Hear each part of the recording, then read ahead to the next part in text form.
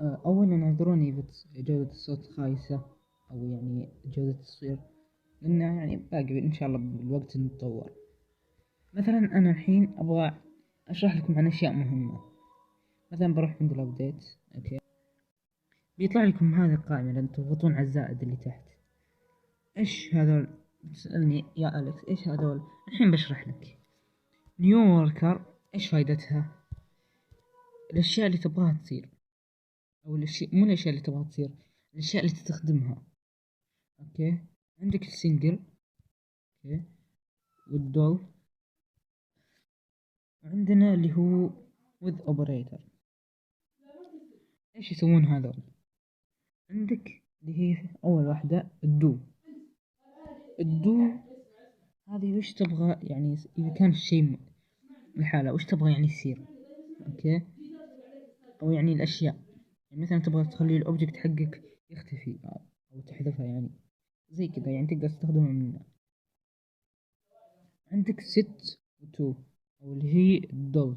أوكي، فائدتها أنك تخلي شيء يساوي شيء، يعني مثلا تبغى مو يسوي شيء، أو هي يعني هذا المعنى التقريبي. يعني مثلا أنت تبغى إذا قلت بلاير أو يعني صنعت فاريبل زي كذا، نيجي ننشأ فاريبل بنخليه زي هو، نسميه لايك. أوكي، وجيت تحط هنا حددت اللايك. أوكي، وش تبغى يصير؟ يعني مثلا أنت اللايك بس رقم، يعني مثلا إذا قلت لك لايك، أوكي، أبغاك تجي تسوي لي ماي أوبجكتس وكذا، بس هذه بنشرحها بعد شوي. وعندك اللي تحت آخر شيء اللي هي with operator، جايك ست وتو وعلامة زايد مكان فاضي. هذه تحتاجها يعني مستقبلا، يعني في الأشياء المتطورة زيادة، يعني هذه ما تحتاجها حاليا، يعني قليل تستخدمها. فأنت إذا تبغى تحذف شيء يعني حطيته بالغلط، علق عليه واسحبه على أي اتجاه، يمين أو يسار. أوكي، إحنا مثلا بنستخدم الدو حاليا. أوكي، لما تضغط على النول بيطلع لك هذول الأشياء، بشرح لك إياها من أول واحد إلى آخر واحد. لما تضغط على أول واحد يطلع لك خيارين. الخيار الأول تستفيد منه كثير. الخيار الثاني عشان تحذف أشياء، يعني مثلا أنا جيت ضفت اتز ماجيك بالغلط، المفروض ما أحطها. أضغط على اتز ماجيك، نضغط على أول خيار واضغط على ثاني خيار، يرجع فاضي. أوكي، نرجع لأول خيار، نروح عند أول خيار. أوكي، يعني ترجع هنا تضغط على أول خيار. أوكي، بيطلع لك هذول الأشياء.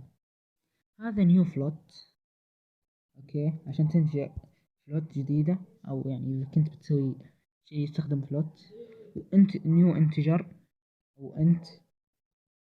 أوكي، برا يعني زي الرقم هي. وعندك string عشان يعني تكتب كتابة أو تعرف أي شيء.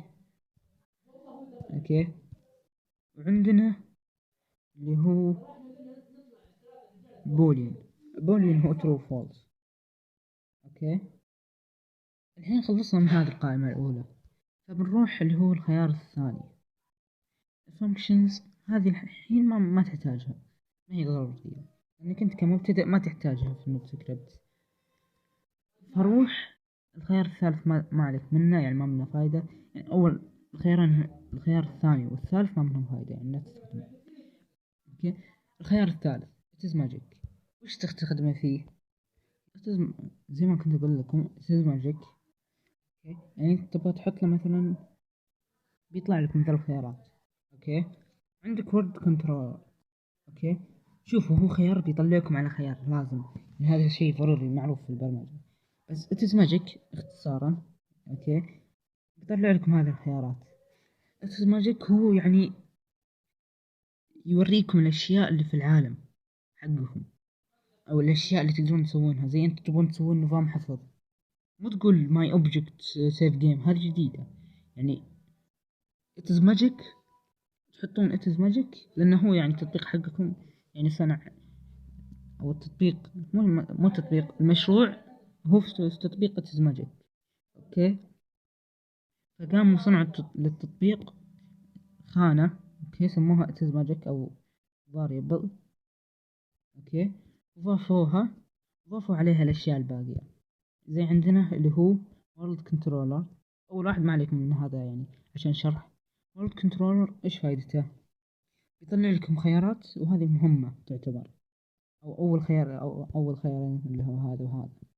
لود جيم عشان اذا تبغى تتحول لعالم ثاني، يعني انت شأت الحين بنروح ننشأ جزيرة، اوكي.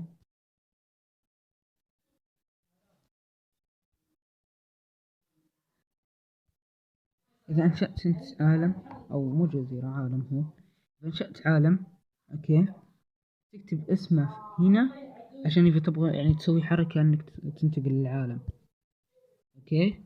في عندك الخيار الثاني اللي هو find object، اوكي، عشان تدور object بالعالم نفسه. write settings، هذا عشان تضبط اعدادات السلم بس، يعني انت ما تحتاجه حاليا، اوكي. فخلنا نرجع للمكان it is magic ونغير على game controller، اوكي. بيطلع لك fit game. هذه يعني تبغى مثلا اذا ضغطت على اذا بديت اللعبة، اوكي، تحط يطلع له زر عشان يطلع من اللعبة زي كذا، اوكي. في عندنا الخيار الثاني اللي هو console، اوكي، وفي log. هذه console يعني دوت لوج بلغة الجافا، اوكي، عشان يعني تطبع لك كلمة. تقدر هنا تسوي كذا، تجيب string، كأنه string، تكتب اللي تبغى يطبعه. بس انا ما قد جرب، يعني ما حد يستخدمها، اوكي.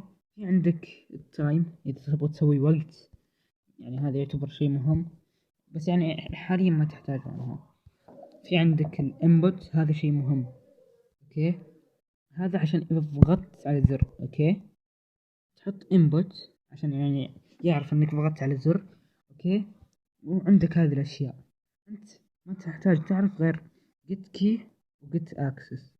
get key يعني بشرح لكم اياها بعد شوي كيف تسوون زر، اوكي. get key هذه فايدتها انه اذا ضغطت على الزر، اوكي، يدور الكي، اوكي، وهنا بتجي وتحط string وتسمي الكي حقك، اوكي. مثلا اسم الكي حقي رايت، اوكي، عشان يعني مثلا بالف يمين زي كذا. والجيت اكسس، اوكي، يعني عندك جويستيك تستخدم هي اللف، يعني انت قاعد تتحرك بالجويستيك تلفها، تسحبها تقريبا، فتحتاج جيت اكسس. ولما تلف الكاميرا، اوكي، تبغى تسوي كاميرا، تحريك الكاميرا باللمس، تستخدم الجيت اكسس كذلك. فعشان كذا يعني تحتاجون هذا الشيئين، الباقيين غير مهمين حاليا. ترجع للانبوت، اوكي، تنزل بتلاقي نيو هذه غير ضرورية حاليا.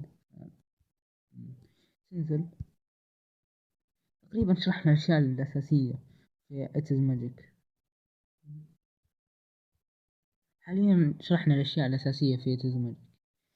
الحين بنغير، نروح نرجع عند أول خانة، اوكي، نروح في My Object.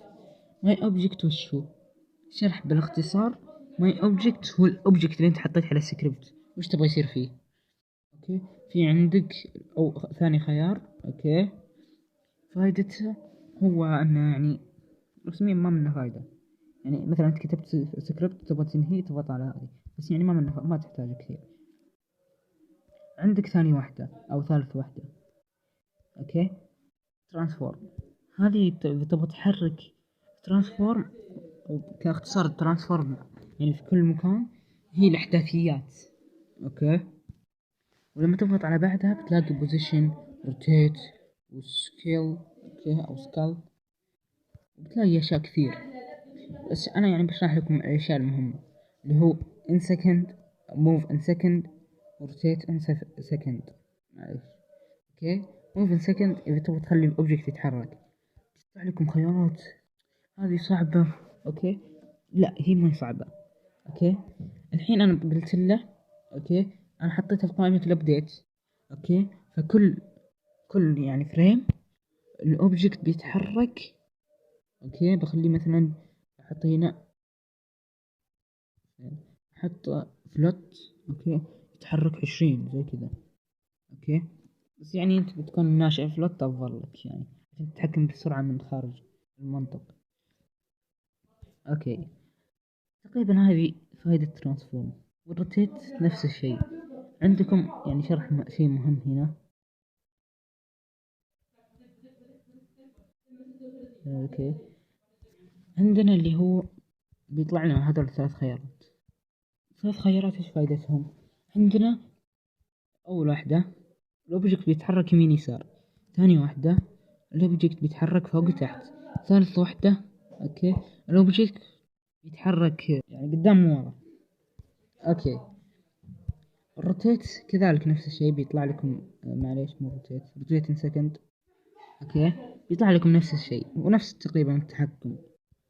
الحين خلصنا من قائمة ترانسفورم. نروح عند الدستروي تبغى إذا ضغطت على زر ينحذف الأوبجكت اللي أنت حطيت عليه سكريبت فتحط ماي أوبجكت دستروي معلش أوكي.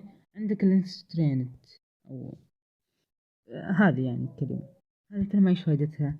تبغى تنشأ أو يعني إذا ضغطت على زر يرسم لك كيوب أو اللي هو مربع أو تبغى يرسم لك كورة أو زي كذا تستخدم هذه وتجي هنا تكتب اسم الشيء اللي تبغاه مو اسم نفسه يعني يحتاجها سالفة هذه معقدة شوي فبنخليها حاليا اوكي.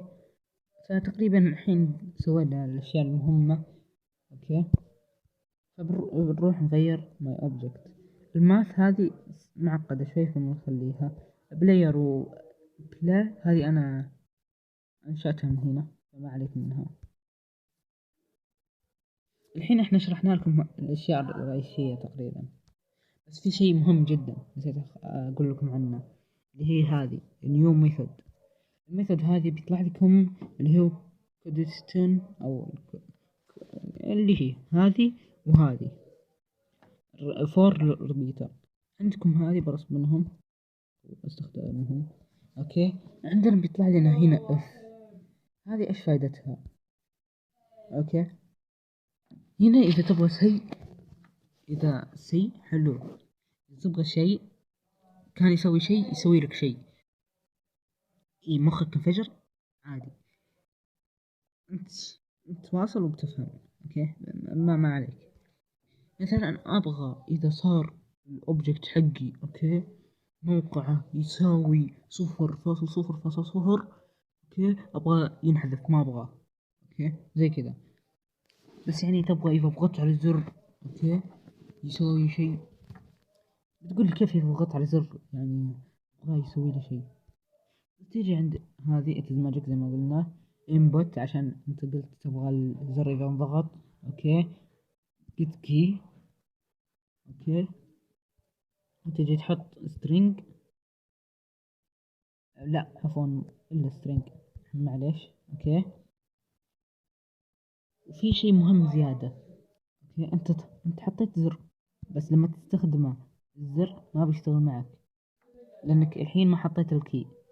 يعني بتحط انت مثلا اسم الشيء اللي حطيته مثلا انت سميته زي رايت اوكي بس يمكن ما يشتغل معك اذا كملت الشرح كامل مستحيل يشتغل معك الا اذا سويت شيء جيت ضغطت على الدائرة اللي هنا حط عليها يا دكتور اوكي او انا بحدد لك عليه بعد عشان انت يمكن ما تعرف بعد اللي هي هذه الدائرة لازم تضغطون عليها بيطلع لكم 3 خيارات زيادة.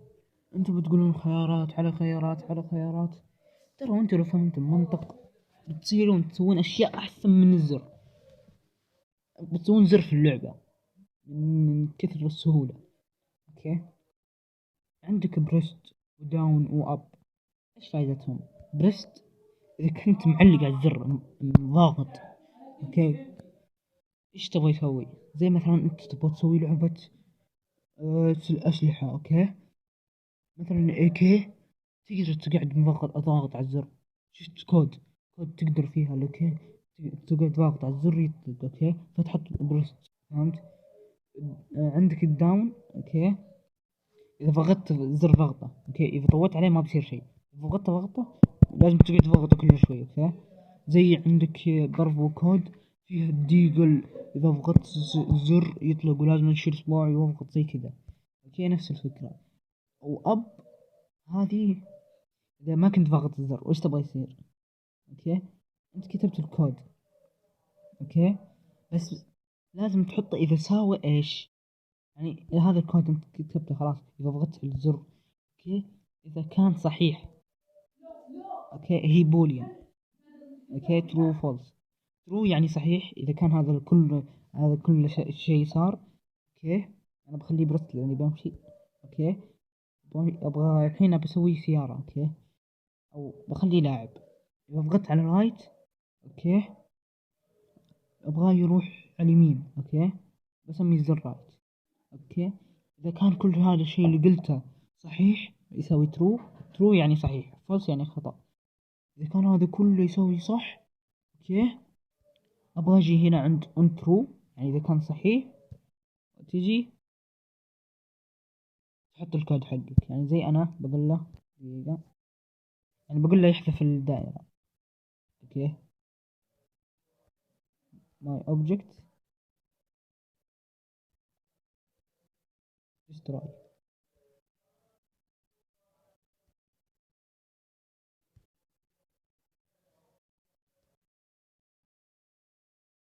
أوكي الحين بضيف سكريبت.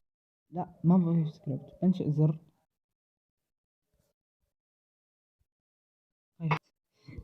أنا بفصل على إيديتر فجأة حتى ما تو متوظف أول مقطع له. أوكي بضيف image اللي هو بكون بutton عندي. أوكي في شيء مهم لازم تعرفونه. أوكي في بعض الناس يجون يحطون هنا الاسم. أوكي غلط، مو هنا تحطون الاسم تكتب هنا رايت، اكتب عادي رايت. اوكي بس اذا كتبت هنا الاسم ما بيصير شيء، تقعد تضغط الزر تنكسر اصبعك ما بيصير شيء. لازم تيجي عند اد كومبوننت. اوكي تنزل على اليو اي تضيف اللي هو يو اي ايفنت ليسنر. اوكي اللي يستخدمون البرمجة يعرفونها، برمجة الجافا يعرفونها اكيد. اوكي الحين خليها الحين بعد ما انضافت. اوكي قام يعلق تطبيق ما قصر. تنزل وتفتحها وتروح على الجلول كي او جلوبال كي او اللي هو اوكي وتجي هنا تكتب الكود حقك. انا سميته رايت.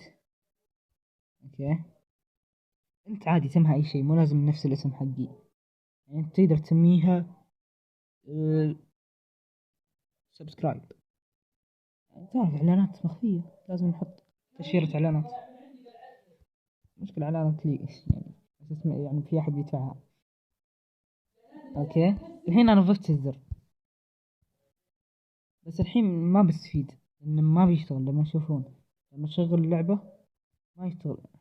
شوفوا ايش في علق. اوكي اخيرا رجعت. يا اخي اكره ذا المشاكل.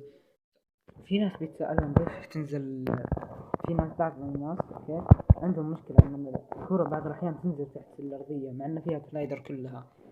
هذا المشكلة عشان الجوال يكون ضعيف، يكون فريمات فيها يعني تخترق الكرة المكان عشان ما فيها فريمات، أو مو ما فيها فريمات، يعني فريمات تكون ضعيفة شوي فتخترق هذه وهي أصلا ما حست. أوكي فأنا الحين لما أجرب أوكي نضغط على الزر ينحذف. أوكي حلو. أوكي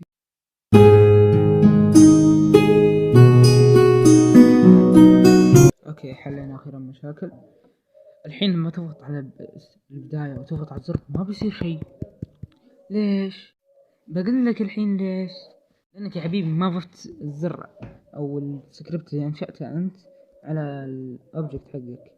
فالحين تروح على مثلا بضيف على الدائرة. أوكي أروح هنا add component أضغط على add script واختار الملف أو نفس السكريبت واضغط على select فوق اليمين وضاف عندي بس. لما أضغط عليه ما بيطلع لي شيء. وش تتوقع أنت؟ ما حطيت فلوت. أوكي الحين لما أضغط على الزر يختفي. الله الحين بتقول لي كيف إذا ضغطت على زر يتحرك؟ سهلة من عندي. يلا نروح. اوكي، تروح عند الابديت.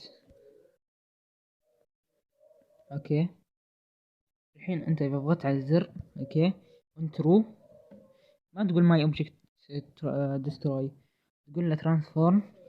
اوكي، تروح على موف ان سكند عشان تخلي الاوبجكت يتحرك كل شوي. اوكي، شوف على حسب علمي ان الفرق بين موف ان سكند ان موف ينتقل لمكان. اوكي، يعني مثلا حطيت له احداثيات ينتقل لها. اوكي، وموف ان سكند يتحرك على هذه الاحداثيات. هذه اللي اعرفها. اوكي، مثلا بقول له انا حطيت اللاعب يروح يمين، فاروح عند هذه الخانة حقت الاكس. اوكي، اقول له مثلا بنشئ سلوت احسن عشان اتحرك فيه من برا، احدد السرعة اللي هي variable. اوكي، بسميه سبيد.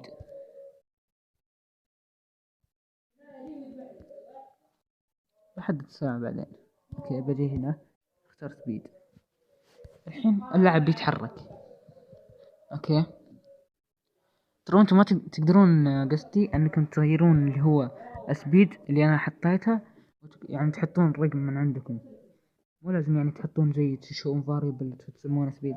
بس انا احب اسوي كذا عشان الحين لما اروح على الدائرة اوكي اجي هنا اروح على السكريبت بيطلع لي هنا سبيد، اقدر اغير السرعة من هنا. مثلا بخلي السرعة 30. اوكي السرعة 30. هو سريع اكيد بس يعني تعرف. الحين اللاعب بيتحرك 30 يعني السرعة حقته. اوكي، اقدر اخليه يمشي عكس.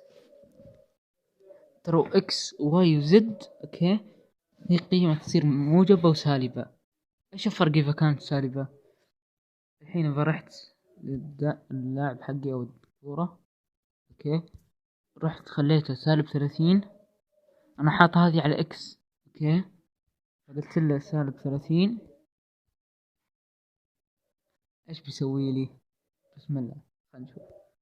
يوديني على اليسار لانه صار عكس الاتجاه.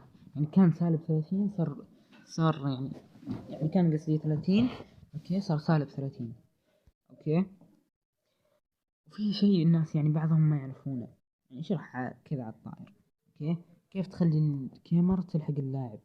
في ناس يكتبون سكريبت ويحطونه اذا ضغطت على الزر يتحرك مع الكاميرا، ويحطون سكريبتات حقت الكاميرا على قصدي حقت اللاعب على الكاميرا. لا، هي سهلة. تروح على الكاميرا اوكي تضغط عليها مطول، تضغط على ست بار برنت اوكي وتحدد الشيء اللي تبغاه يلحقه. اوكي، مثلا انا بخليه سكوير.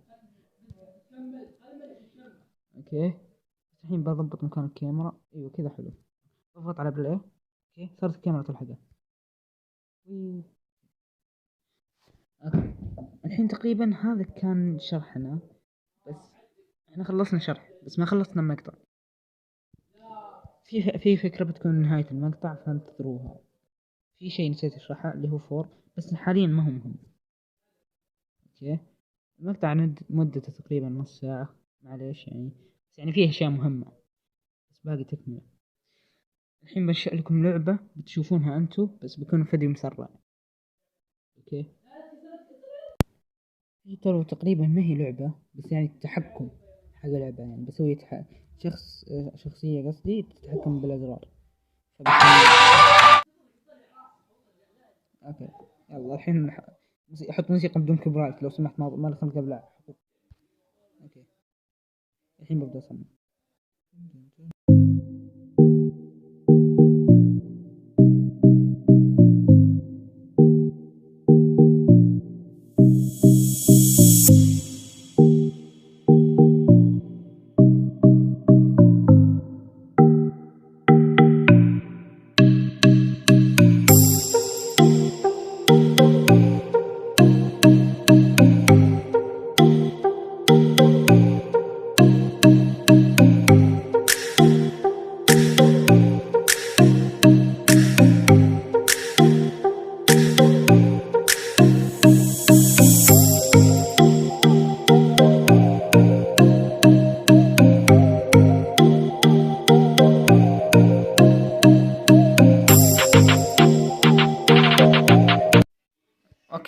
وكذا بعد ما خلصنا اللعبة أخيرا، يعني بعد محاولات، يعني بعد كل فشل، كان عندي مشكلة بالأزرار، بس طلعت شوي غبي ونسيت إني سويت هذه عشان كنت شرح، نسيت أحط يعني variable أو السرعة.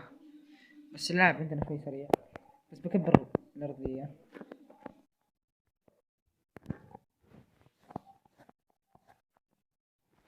أوكي، عشان نقدر نمشي على واحد. هذا كذا. أوكي، الحين أقدر أمشي وأرجع ورا وقدام ويمين ويسار. أوكي، والحين عندي لكم تحدي. أوكي، وش التحدي؟ هذا شيء أو ذا التحدي في كل مقطع بتشوفون تحدي، يعني عشان تتعلمون مرة واحدة. التحدي حقنا كالآتي. التحدي بيكون أن في أبغاكم تسوون زي زر التحكم نفسه اللي سويته أنا. أوكي، بس أبغى بدل ما يمشي الأوبجكت، أوكي، أبغى يدور. أوكي، ولا أقول بصعب عليكم، شو هو صعب شوي أو مفهوم، أنا شرحته. أوكي، أبغى يعني بضغط على الزر، أوكي، نفس هذه الكورة، أو جيب مربع عشان يكون واضح أكثر، جيب لي كذا كيوب. أوكي، يصير بضغط على الزر. أوكي، أبغى الكيوب يمشي ويتحرك، مو يمشي ويتحرك، معليش، يعني يمشي ويدور. يعني هو يمشي مثلا راح يمين. أوكي، راح يمين دقيقة، إذا راح يمين يدور زي كذا تقريبا، زي كذا، فهمتوا؟ إذا راح يسار يصير زي كذا، إذا راح يمشي قدام يصير زي كذا، إذا راح ورا يعني زي كذا، يعني يكون كنا متفاعل بس هو ما متفاعل. أوكي، وبس كذا وصلنا لنهاية الفيديو. لا تنسون اللايك والاشتراك. حسابات الإديتور بتلاقونها موجودة بالوصف، تابعونا. وإذا تبغى ترسلون التحدي اللي سويتون بتلاقونه ديسكورد، حساب ديسكورد تحت، أو سيرفر ديسكورد. مع السلامة.